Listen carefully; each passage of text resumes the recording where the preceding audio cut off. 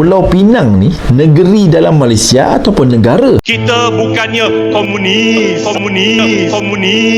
Assalamualaikum guys, dan apa khabar semua kawan-kawan? Aku nak tanya korang, Pulau Pinang ni negeri dalam Malaysia ataupun negara? Iyalah, mana tidaknya. Baru je bulan lepas kecoh mengenai ketegangan isu kapal perang Cina melanggar masuk sempadan perairan negara kita di Laut Cina Selatan.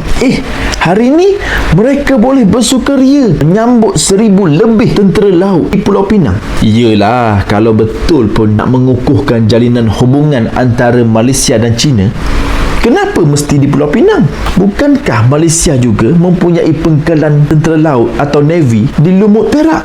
Yang menghairankan aku, tiada seorang pun wakil daripada Kerajaan Persekutuan, baik PMX ataupun Timbalan. Kau rasa?